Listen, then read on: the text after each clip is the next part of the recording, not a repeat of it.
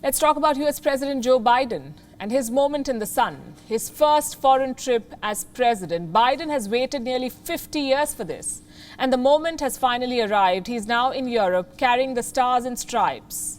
Here is what his itinerary looks like. 8 days, 3 countries, and numerous engagements.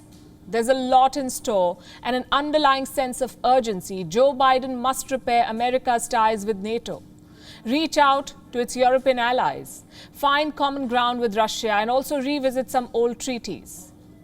Biden must convince his allies that, number one, America is a trusted partner. Its ultra-nationalism is a thing of the past. 2, America first is no longer his country's mantra. 3, America's democracy is stable and not at stake. And 4, America no longer threatens its allies publicly or refuses to sign joint communiques. Accompanying Joe Biden is First Lady Dr. Jill Biden. It's been a day since the duo landed in the UK. Biden began his trip by meeting US Air Force personnel stationed in Mildenhall and setting the tone for the coming days. We're in a different place than we were 10 years ago. Better position, but a different place. We have to build the shared future we seek. Future where nations are free from coercion or dominance by more powerful states, where the global commons, the seas, the air, the space remain open and accessible for the benefit of all. To tackle this century's most pressing challenges, we have to do it together. Dominance by more powerful states, open and accessible sea. Is this a reference to the South China Sea? Well, here's what experts say. A lot of Biden's trip will be focused on countering China. We will keep coming back to this Mildenhall speech, but for now, let's turn to the latest. Biden has already started checking off his long list of engagements. The president held a bilateral with British Prime Minister Boris Johnson earlier this evening. Wow, well, it's a great pleasure, Mr. President, to welcome you to Cornwall. It's a great pleasure to be here. Fantastic to see you. You know, what I think is your first big overseas trip since you've been. It is. President. I've been in a great country many times, but this is the first time as President of the United States. What's next on Biden's itinerary?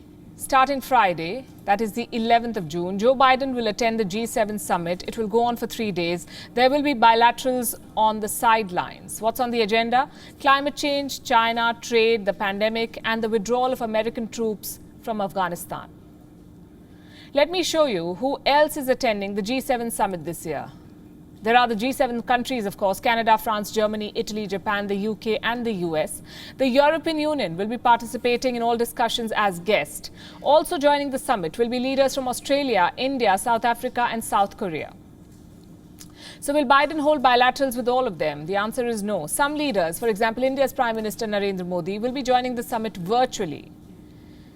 Now, there's one bilateral that we will be looking forward to, and that is Biden's meeting with German Chancellor Angela Merkel. They're likely to discuss the Nord Stream 2.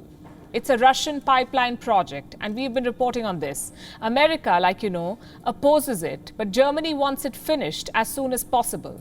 This is an $11 billion project, a natural gas pipeline project, and it is marred with sanctions.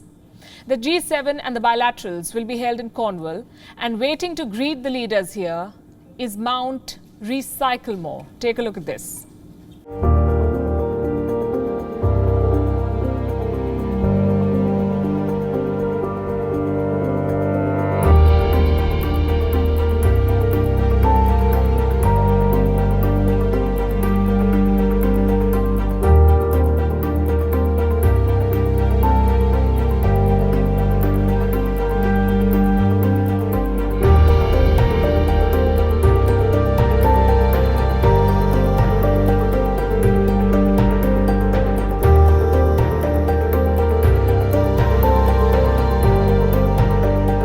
It's 53 million tonnes of e-waste that's created every year, of which the G7 contributes about 40% of that currently.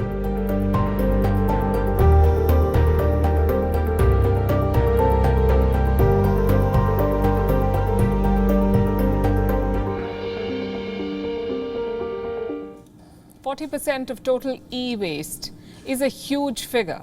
Climate change, as I mentioned, will be on Joe Biden's agenda. Following the summit on the 13th of June, he will head to the Windsor Castle outside London to meet Britain's Queen Elizabeth.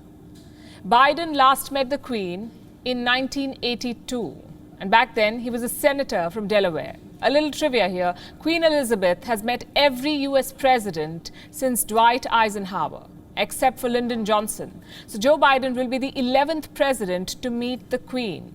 Post the meeting, he will head to Brussels, where on the 14th of June, he will meet NATO leaders. This is where the president will have some serious damage control to do. His predecessor, Donald Trump, had threatened to leave the NATO after demanding that the alliance partners pay more. So Biden will have to showcase America's commitment to this alliance, and he's already on it. In Brussels, I will make it clear to the United States' commitment to our NATO alliance in Article 5 is rock solid. It's a sacred obligation we have under Article 5.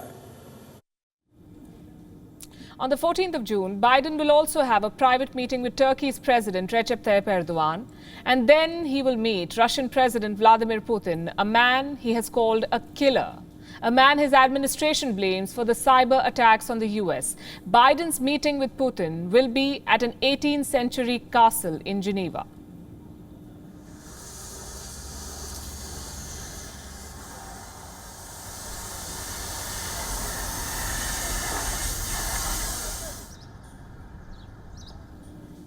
As you can see, preparations are already underway and expectations are limited.